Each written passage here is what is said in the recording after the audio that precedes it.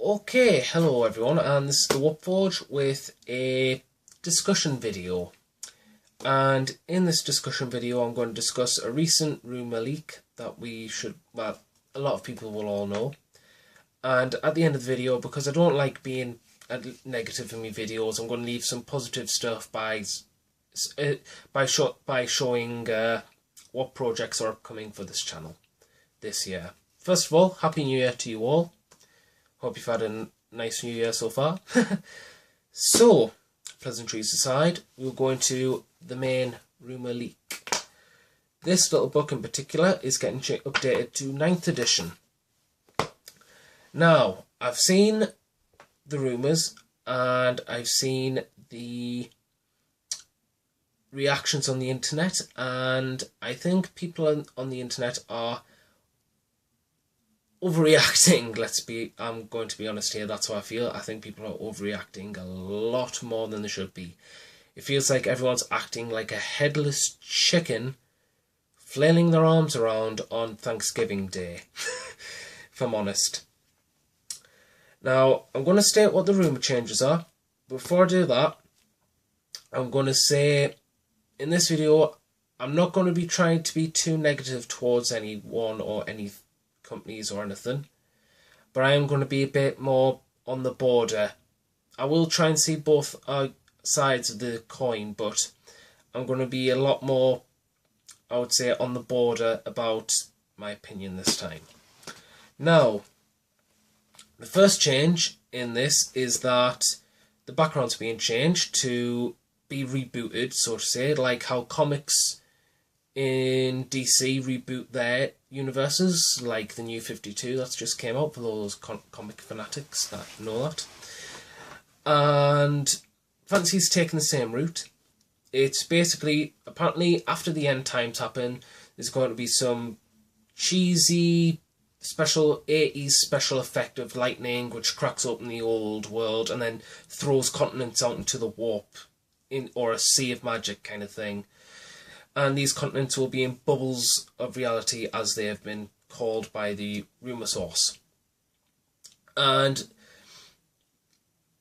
what we've heard from this rumour source is that the main changes they're going to be making is because Games Workshop are trying to get rid of all generic concepts to have their own IP, to have a stricter IP because of the loss in the Chapters House suitcase or law case, whatever it is. So that's the background. Second on is that, the second big change is that they're scrapping up the chance to use certain armies. They're going to be bunching together, slicing a load off, throwing it out. The big changes are that lizardmen are gone, and dwarfs are gone, and ogres are gone, and tomb kings have gone. Apparently all those are just getting sliced off, hacked away, and thrown out into the trash. What we've got are certain factions: chaos, demons, beasts, and the chaos warriors. Apparently what they've said is that they're going to cut beastmen off and just throw them away. Undead, which is Nagash and all that, and apparently it's tomb kings and the vampire counts, but from what we've heard is that all the Egyptian stuff will be thrown out, so all the very Tomb King-y things, like the Sphinx, which is a quite recent, I wouldn't say quite recent, but moderately recent sculpt thrown out. Lizardmen, as I said, are gone, and Empire, Bretonnian Empire are all clashing together. Orcs and Goblins are the same, Skaven are the same, and the elves are the same. However, they're chucking out all the crossbowmen and they're chucking out all the very recent dark elves models of the monsters, all the hydras and stuff they're chucking out. And they're going to release a new faction. What we've heard is that there's some sort of like religious holy humans, sort of like the opposite to chaos warriors. So you've got the evil warriors of chaos, and then you've got this new faction apparently. I like the idea of the new faction, and I'm calling BS on this one. because it just seems too contradictory, even for Games Workshop. The last change is that the square bases will be turned around, and that all the models on square bases, just that isn't happening, and they're changing the scope of the game to large mass battles to small skirmishes this time. A bit like Lord of the Rings, and in ways it's got the Lord of the Rings mechanics where if you got round bases and you bunch up into squares, then you get added benefits to that. And I assume they're going to use the War of the Ring movement trays as new fantasy movement trays. I'm going to claim ball on this one as well, mainly because it just sounds contradictory. Now, here's where my opinion lies. I think people are overreacting to these rumours. I really, really do, because these sound even too far-fetched even for Games Workshop. And no offence to Games Workshop, I like the stuff.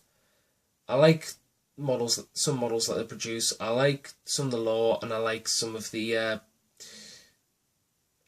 rules that you do, like the vampire rules in here, which flesh out characters and personalities. I like that.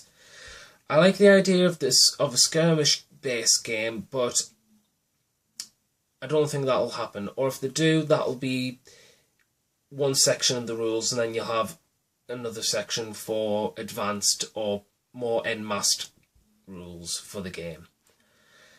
I don't think they'll be scrapping armies. I can see them bunching armies up.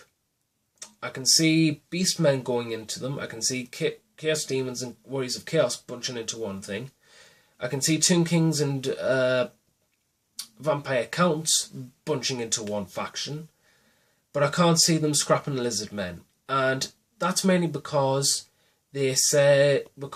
people are thinking that the rumours or the rumour sources said that they're trying to keep all the original IP to themselves by slashing a load off. But lizard men are actually they're not generic. They're actually quite not used as much. In fact, rat men of the Skaven are more generic than the lizard men, because when I look at it, I don't see actual lizard men models only from Games Workshop. I don't see lots of lizard men everywhere from third-party sources. And I don't see lizard men as a generic term in fantasy books. I don't read about fantasy books unless it's actually Warhammer Fantasy of lizard men. So I doubt they're going to scrap them. They also said that ogres and dwarfs are going into the Empire and the Bretonnia as well, which I don't think will happen. And orcs and goblins are remaining the same. And I personally think they're not going to bunch up the dwarfs, and the high elves are a tricky one, but that's only because of what happened in the End Times of Cain, which I haven't read yet. I am planning to though, because I think they will reunite, as from what I've heard in the fluff, bits here and there. I'm not going to say anything more about the background because I don't know half of it, and I don't want to be spoiling it for others out there. I can see them bunching up the elves, but I don't see them getting rid of plastic kits or any kits for that matter. I think it's even stupider move for Games Workshop that even they wouldn't do it. And the background, I can see that the background change happening, although I don't like it. I don't like the idea that it just sounds like 40k on a smaller scale. I just don't buy it. It sounds. I liked a world where people could explore. I would much rather have them bring back Mordheim than crack open the old world, in my opinion. I can see it happening though, so like I say, don't get your hopes up. What I'm going to say now is take every rumour of 9th edition now with a huge sandbag of salt. I know a few friends in my group have started fantasy with large high elf armies and Skaven armies. I haven't yet. However, now I'm holding off and I'm going to wait until what actually happens. Mainly because I don't want to be investing in vampire counts only to realise that I've got to rebase them all to round bases or something. Just in case. But like I say, just take these rumours of sand with this salt bag full, because if this is from a reliable source, the most likelihood is I think this reliable source has just made this one up, because I think Games Workshop might be on that rumour source's tracks and he wants to throw them off by posting a lot of absolute expansion of what is 9th edition now. So personally, I'm just going to wait and see what happens. And I advise all you guys and gals out there to just do the same. Just wait and see what happens and take it as it comes. I wouldn't say react like the internet has. I can perfectly understand why, if it has scrapped armies and stuff, I can perfectly understand why people will be annoyed and irritated. I would be if, say, they took out Chaos Space Marines from Warhammer 40k. I would be definitely very upset if they did that. But I don't think that will happen, just because of the molds that they've created and stuff. I don't think that will happen.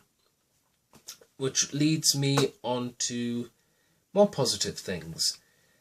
Now I've had a little bit of a rant, which I apologise for if it did come off as a bit ranty. I am going to state what is upcoming projects in the channel. Currently, I have all clips and videos uploaded for the YouTube editor for a Batman miniatures game battle report, which will be fantastic, because I cannot wait to show you all how beautiful of a game it is, because I really enjoy the Batman miniatures game. Pardon me, shouldn't have drunk all the pop. But it is a really enjoyable game. For a skirmish game, it has everything that Batman game would. It's performed beyond my expectations and I love it. I am going to heavily more invest into that, especially now that they've announced that a new rulebook is coming that is actual hardback that they will be selling, and it is the 2nd edition of the rules, so that will be absolutely perfect and I cannot wait to start that. I will also be starting as the Joker gang. And from what we've seen from sneak peeks of the actual pages, they're also doing a Wonderland gang featuring Mad Hatter and all the Alice in Wonderland characters. So like Tweedledum, Tweedledee, all of the Arkham versions and stuff like that. And they're also releasing Mr. Freeze crew. And if they do a Mr. Freeze crew, I'm sorry, I am buying 5 sets. No, seriously, I love Mr. Freeze. He's my favourite character in the whole superhero genre. So yes, I would happily start a Mr. Freeze crew and Wonderland. But at the moment, I have a Joker's gang, and Joker's gang's absolutely beautiful, and I love Heath Ledger's Joker. It's just fun to use the henchman bomb. Bang! Yes, so Batman will feature more content. In terms of 40k, there's a new project. It's to do with Chaos Space Marines, and I am calling it Ave Dominatus Nox. And that is the catchphrase of the Night Lords. As I say, here is one raptor of 10. I've built 10 raptors and I will be posting updates and stuff when they get painted and works in progresses and stuff like that. I will also be doing another game in addition of progress called Drop Zone Commander. I have started up as the Resistance, mainly because I looked at all of them and I love the idea of this drill thing. I love the tanks. They're called the Hannibals here. The Hannibals here. And I'm going to call that project Shiny.